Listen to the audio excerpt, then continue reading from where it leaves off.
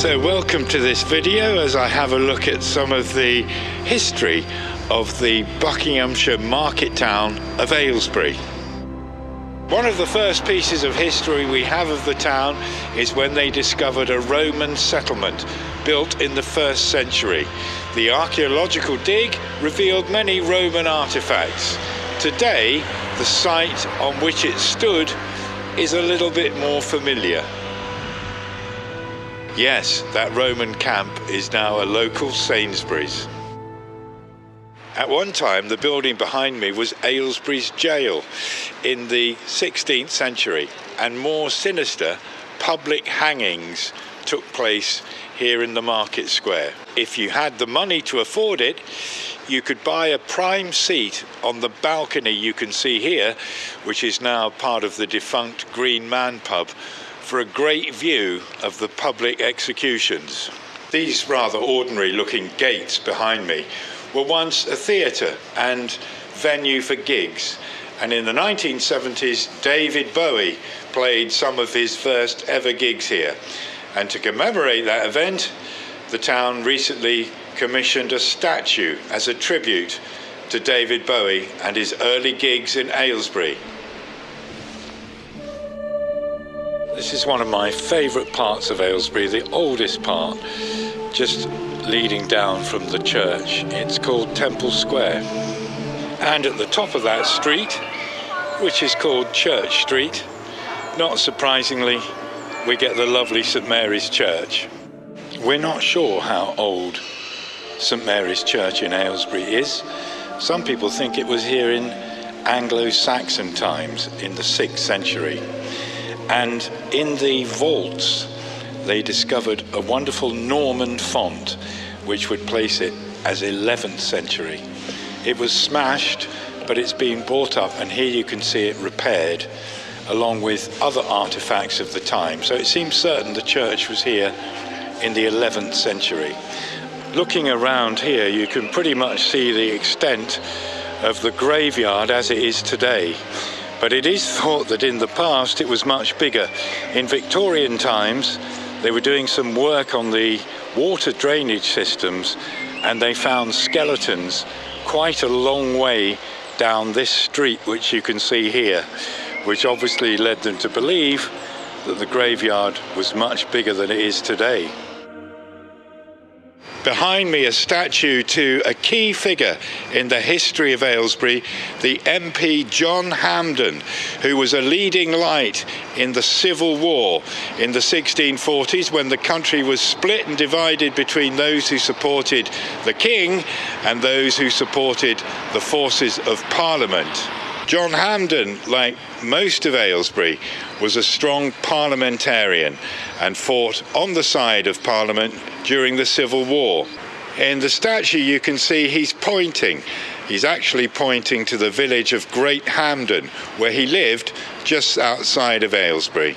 And his legacy lives on in various institutions that are named after him, the most prominent of which is Hamden Park, the home of Scottish football for many a year. Finally, he was killed in bizarre fashion in the English Civil War when the gun he was holding, the pistol, exploded in his hand and fatally wounded him. So I'm on the site now of what was called the Battle of Aylesbury in the Civil War. It took place in 1642 around Holman's Bridge, which is now part of the busy A413. The two forces met here at this ford across the River Tame, and a massive battle took place. Prince Rupert, whose troops heavily outnumbered the parliamentarians, charged across this ford but was beaten back. And at the end of the day, it was the parliamentarians who were victorious in this battle. They lost 90 men in the battle compared to Prince Rupert's 500 royalists. We then move forward about 150 years, and a group of workmen digging for gravel on this site suddenly came across a whole load of bodies. To continue the story, we need to move a couple of miles away from Aylesbury to the village of Hardwick. So I'm now in the pretty little village of Hardwick, and behind me is St Mary's Church, which is what I've come to see. So after those bones of men who fought in the Battle of Aylesbury were discovered by workmen, they were brought here and laid in consecrated ground. And behind me there's a plaque here commemorating that event and basically saying, let's hope our country is never torn apart again by a civil war. The story of the Battle of Aylesbury and those who fought in it kind of ends here. In 1814, life and trade in Aylesbury was transformed when a branch of the Grand Union Canal was opened. This meant, of course, that goods could freely move to and from the town like never before. But there was a sinister side to this canal opening, because until laws were changed and the slave trade abolished, slaves were transported up and down this canal waterway. When it opened, the population of Aylesbury was about 3,500. 100 years later, after the canal opened and a railway line was built to the town, it had trebled.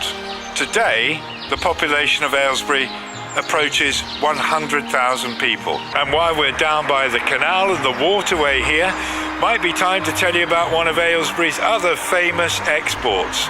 With a white body, pink beak and orange legs, the Aylesbury duck was bred on many ponds and waterways in the Vale of Aylesbury and in the town itself. It wasn't like these ordinary ducks, but a special one. Its meat was prized by chefs and restaurant goers all over the country, and many thousands of Aylesbury ducks were exported by rail to London. Any video about the history of Aylesbury would not be complete without a trip to the historic King's Head pub. Well, we've seen some pictures earlier of Aylesbury's Market Square, but originally, in the 14th century, this tiny little cobbled area was Aylesbury's original market square. Royalty have stayed here, including King Henry VI in the 15th century, and from the 17th century onwards, one of the main functions of this pub was as a coaching inn. So here you can see one of the entrances through which coaches had come in the 17th century. And this is one of my favourite bits from the days of the pub as a coaching inn. Steps which allowed people to climb up and into the carriages. And over there, where people are now enjoying a drink, were the stables, which could, at the time, hold up to 30 horses. Earlier, of course, we heard about Cromwell and the Civil War. Cromwell is supposed to have quite often stayed here and certainly had meetings with his followers and his soldiers. This is not only my favourite pub in Aylesbury, but pretty much in the country, actually. It's got everything, including a couple of ghosts, one of whom was a servant girl who apparently fell to her death inside the building in 1900. People say they can see her today. And it goes without saying that the pub also does a pretty good beechwood bitter. Nice real ale. Well, as they say, a picture's worth 1,000 words. So here are some pictures of Aylesbury now and then.